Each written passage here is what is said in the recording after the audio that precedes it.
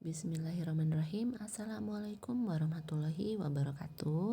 Pada video kali ini Ibu akan menjelaskan beberapa soal PAS yang sudah kalian kerjakan pada mata pelajaran IPS ya. Oke, soal pertama, skala peta yang digunakan untuk menggambarkan wilayah yang relatif sempit seperti kecamatan adalah skala. Betul, B ya, jawabannya adalah skala besar. Nah, kalau skala besar ini itu berada di antara 1:5.000 sampai 1:250.000. Nah, biasanya digunakan untuk mengukur desa dan kecamatan. Kalau skala kadaster ini berskala 1:100 sampai 1:5.000. Nah, biasanya peta ini digunakan untuk pengukuran tanah. Oke, kalau skala kecil ini berukuran dari 1:500.000 sampai 1:1 juta. Biasanya digunakan untuk menggambarkan wilayah yang luas seperti provinsi. Nah, kalau skala sedang ini antara 1:250.000 sampai 1:500.000. Biasanya digunakan untuk menggambarkan wilayah yang agak luas seperti kabupaten ataupun kota gitu ya. Oke, selanjutnya nomor 2, contoh penampakan alam daratan yang ada di Jawa Timur. Jawabannya yang D, betul ya, Gunung Semeru yang sedang erupsi saat ini. Nah, kalau pegunungan Bukit Barisan itu berada di Pulau Sumatera. Kalau Sungai Mahakam itu berada di Kalimantan Timur. Kalau Selat Sunda itu berada di antara Pulau Sumatera dan Pulau Jawa. Oke, selanjutnya pelestarian sumber daya alam perlu dilakukan. Nah, berikut ini sikap positif terhadap pelestarian sumber daya alam adalah yang C, betul, melakukan daur ulang. Kalau menangkap ikan dengan peledak, membuang sampah ke sungai, mengubur sampah yang berserakan itu merusak sumber daya alam. Oke, selanjutnya dataran tinggi Lembang memiliki suhu udara yang sejuk dan tanahnya subur. Manfaat kenampakan alam ini bagi penduduk Lembang sesuai kondisi tersebut yaitu yang A. Oke, jadi penduduk Lembang ini bisa memanfaatkan untuk kegiatan pertanian atau bisa kita sebut dengan petani kebun. Contoh yang diolah itu adalah kol, sayuran, buah-buahan seperti itu. Kalau perikanan, industri dan pelabuhan itu cocok untuk di dataran rendah, bukan dataran tinggi seperti Lembang gitu ya. Oke, selanjutnya aktivitas penduduk terhadap sumber daya alam mempunyai dampak positif dan negatif. Dampak negatif dari aktivitas sehari-hari penduduk yang tinggal di daerah sekitar sungai yaitu yang A, mencemari air sungai. Kalau kita tidak merawat dengan baik sungai yang ada di dekat rumah kita, maka dampak negatifnya adalah air sungai yang ada di daerah rumah kita itu akan tercemar gitu ya. Oke, selanjutnya salah satu contoh kegiatan ekonomi kreatif yang dapat dikelola koperasi adalah yang B, betul, membuat inovasi produk.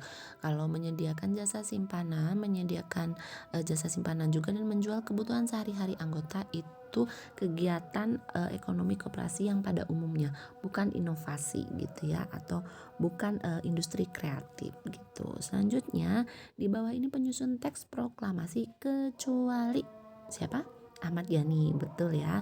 Kalau Insinyur Soekarno, Muhammad Hatta, dan Ahmad Subarjo itu merupakan penyusun teks aslinya gitu.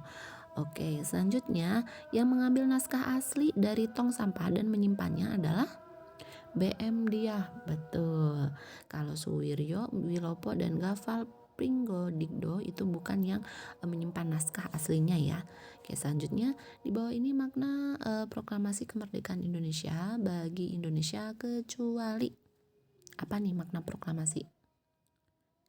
Yang bukannya tapi, nah, puncak perayaan kebebasan, betul, jawabannya yang A. Kalau sebagai puncak perjuangan, pengakuan kepada dunia luar dan menaikkan martabat bangsa itu merupakan makna dari proklamasi Indonesia, berarti jawabannya yang A.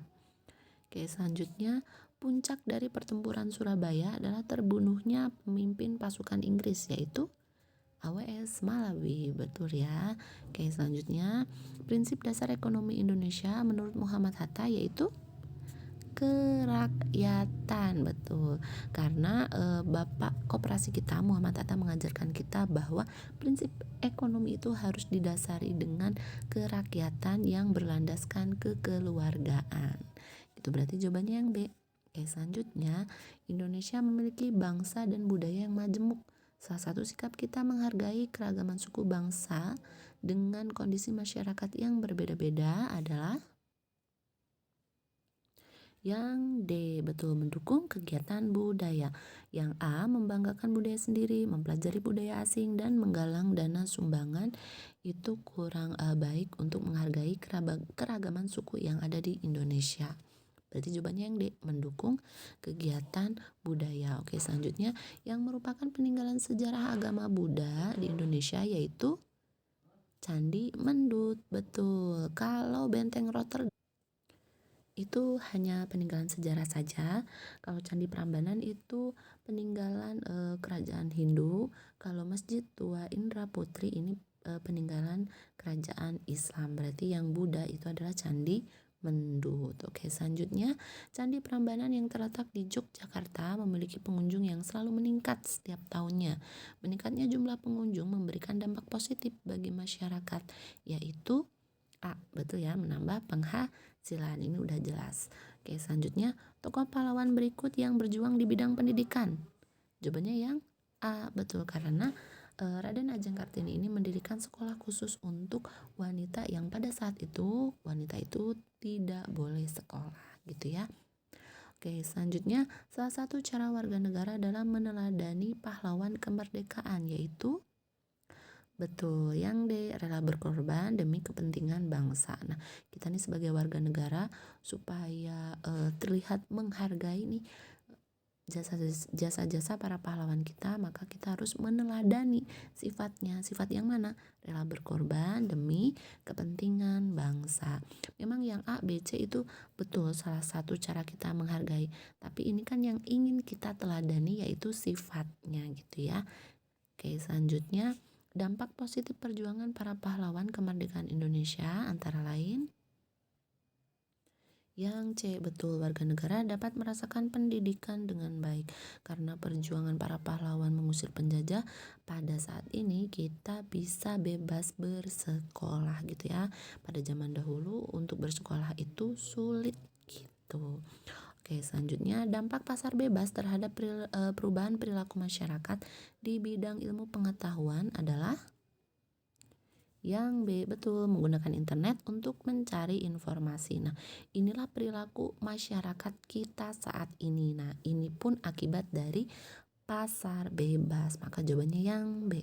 Oke, barang yang diimpor dari Thailand ke Indonesia adalah beras. Nah, ini sudah Ibu jelaskan ya, bahwa kita ini masih mengimpor atau membeli beras dari Thailand.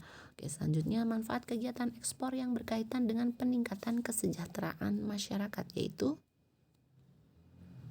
memperluas lapangan pekerjaan, betul ya. Jadi kalau kita sering nih ekspor ke luar negeri atau menjual barang ke luar negeri, maka manfaatnya adalah memperluas lapangan pekerjaan. Oke, selanjutnya, dampak positif berdirinya perusahaan asing bagi Indonesia di bidang tenaga kerja yaitu betul, mengurangi pengangguran. Dengan berdirinya perusahaan-perusahaan asing yang ada di Indonesia, maka akan mengurangi pengangguran karena perusahaan asing tersebut membutuhkan karyawan.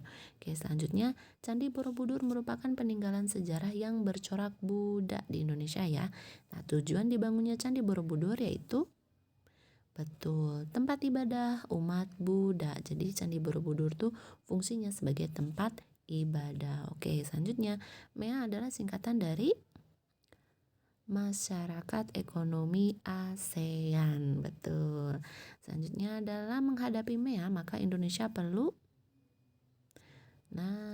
meningkatkan kualitas produk dan sumber daya manusia. Oke, selanjutnya, dengan diterapkannya MEA, maka peluang tenaga kerja asing untuk mengisi berbagai profesi di Indonesia akan semakin terbuka. Betul. Jadi MEA ini adalah masyarakat ekonomi ASEAN di mana terjadi perdagangan bebas di lingkup Asia Tenggara. gitu ya. Nah, itulah pembahasan soal PAS pada mata pelajaran IPS. Mudah-mudahan kalian paham ya. Catat apabila ada materi yang penting untuk kalian catat. Terima kasih.